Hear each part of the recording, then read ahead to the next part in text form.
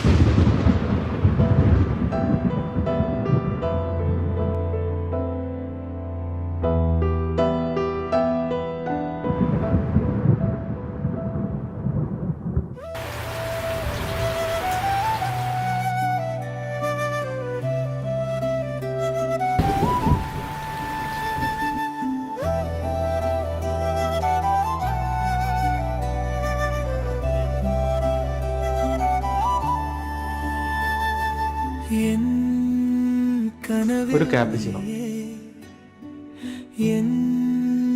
ഉയിരിൽ നീയേ മായാതെ നിൽക്കും മനോഹര രൂപം.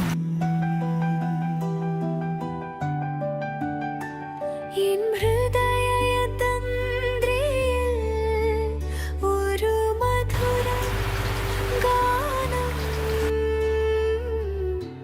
പ്രണയം നിറയ്ക്കും എൻ ജീവനിൽ നീ.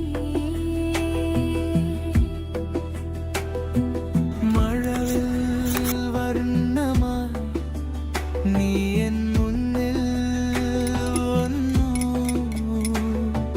മഞ്ഞായി പെയ്തു നീ എന്നിൽ തഴുകി. ഒരു കിളിവാതിലൂടെ എൻ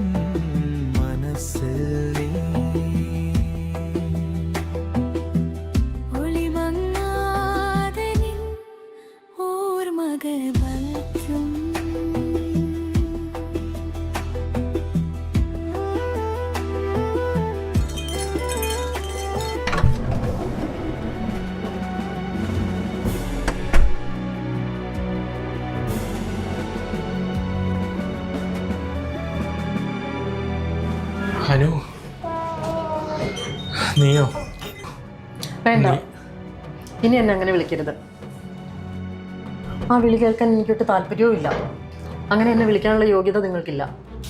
ഇങ്ങനെയൊക്കെ വിളിക്കായി ഒരുപാട് ഞാൻ കാത്തിരുന്നു. പക്ഷെ നിങ്ങൾ അനക്ക, ഇത് മോളാണ്. നിന്റെ മോളോ?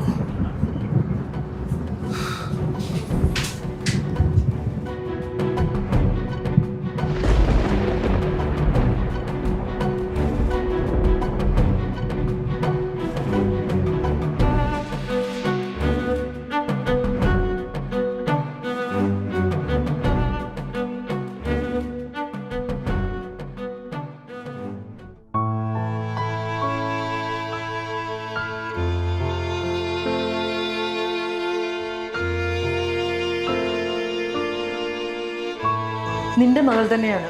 1.5 വർഷം മുമ്പ് എന്നെയും എൻ്റെ അവസ്ഥയെയും ഭയന്ന് നീ ഒളിച്ചോടിയപ്പോൾ ഞാൻ അറിയാതെ എനിക്ക് നീ തന്നിട്ട് പോയ സമ്മാനം. അനക്ക, എനിക്കൊരു തെറ്റ് പറ്റിപ്പോയി. അന്ന് എനിക്കത് ചെയ്യേണ്ടി വന്നു. എൻ്റെ അന്നത്തെ സിറ്റുവേഷൻ അതായിരുന്നു. നീ അത് മനസ്സിലാക്ക്. മാപ്പ്. മാപ്പ്? മാപ്പ്. നിന്റെ മാപ്പ് കേൾക്കാനല്ല ഞാൻ വന്നത്. അതിനുള്ള സമയവും കഴിഞ്ഞു. നീ ചെയ്ത ആ തെറ്റിന് സമൂഹത്തിന്റെ ചോദ്യങ്ങൾക്ക് മുന്നിൽ ഞാൻ ഒറ്റയ്ക്കാണ് നേറിയത്. എന്റെ കുടുംബത്തിന്റെ അവസ്ഥയിൽ എല്ലാവരും എന്നെ ഒറ്റപ്പെടുത്തിയപ്പോൾ, എന്നെ ഉപേക്ഷിച്ചപ്പോൾ, അപ്പോഴൊന്നും നിന്റെ ഈ പശ്ചാത്താപം എനിക്ക് കൂട്ടുണ്ടായില്ല. അന്ന് നീ എന്തിനാ ഇതൊക്കെ ഒറ്റയ്ക്ക് സഹിച്ചത്? എന്നോടൊരു വാക്ക് പറയായിരുന്നില്ലേ? എങ്ങനെ പറയാൻ? അഥവാ ഞാൻ പറഞ്ഞിരുന്നെങ്കിൽ നീ എന്ത് ചെയ്യുമായിരുന്നു? നിന്റെ സ്നേഹം എനിക്ക് തരുമായിരുന്നോ? നിന്റെ ജീവിതത്തിലേക്ക് എന്നെ കൂട്ടുമായിരുന്നോ? എനിക്ക് നിന്റെ ദയയോ സഹതാപമോ ആവശ്യമില്ല. ഈ 1.5 വർഷം ഞാൻ ഇവളെ പൊന്നുപോലെ നോക്കി. കാരണം ഇവളിൽ എൻ്റെയും ചോരയുണ്ട്. പക്ഷെ ഇന്ന് ഞാൻ എൻ്റെ ജീവിതത്തിന്റെ പുതിയൊരു അധ്യായത്തിലേക്ക് കടക്കുകയാണ്. എൻ്റെ ഭൂതകാലത്തെ ബഹുമാനിക്കുന്ന ഒരാൾ എൻ്റെ ജീവിതത്തിലേക്ക് വരുന്നു. അവിടെ നിന്റെ ഈ തെറ്റിന്റെ അടയാളം എനിക്ക് ആവശ്യമില്ല.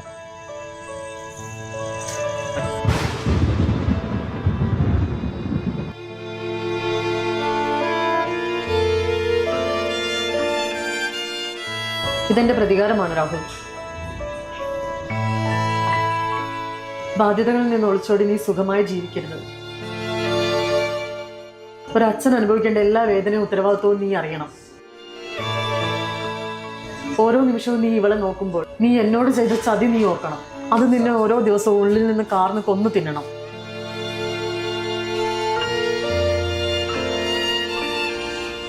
അനക, പ്ലീസ്. അപ്പൊ നീ ഇവളെ എന്നെ ഏൽപ്പിച്ചിട്ട് പോവാണോ? നീ ഇവളെ വിട്ടു പോകരുത്.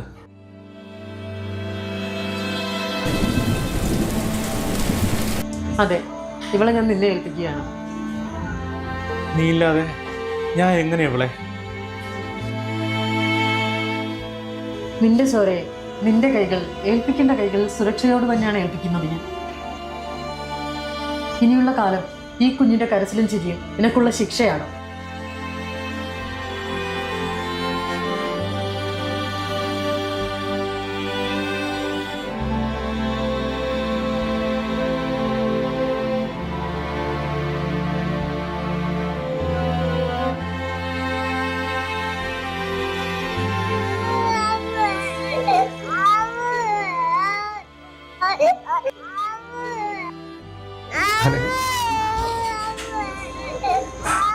മോളെ,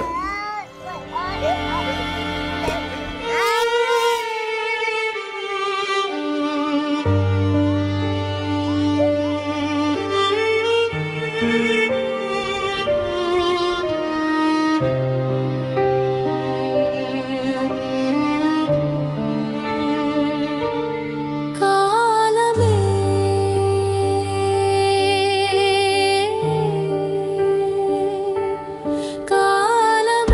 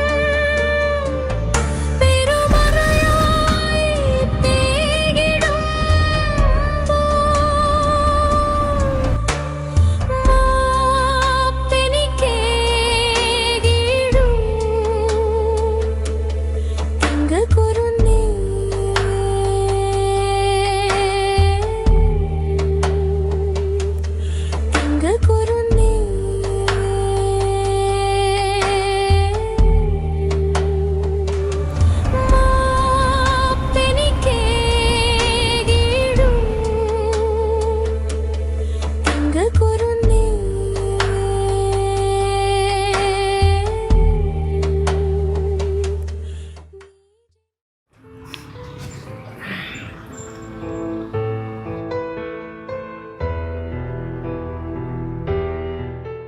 മനു, മോളെ അയാളുടെ കയ്യിലേൽപ്പിച്ചിട്ട് നിനക്കെങ്ങനെ അവളില്ലാതെ പോരാൻ കഴിയും? കഴിയും മനു, കഴിയണം. അയാൾ മോളെ നോക്കു വല്ലതും? ഇല്ല മനു, ഇത്രയും കാലം അയാൾ നമ്മുടെ കൺമുന്നിൽ തന്നെ അല്ലേ ആയിരുന്നത്. അയാൾ എന്ത് ചെയ്യുന്നു, എങ്ങനെ ചെയ്യുന്നു എന്നൊക്കെ നമ്മൾ അറിഞ്ഞില്ലേ. അയാളല്ലല്ലോ, അയാളുടെ പുറകെ നമ്മളല്ലേ ഉണ്ടായിരുന്നത്. ഇതും നമ്മൾ അറിയും.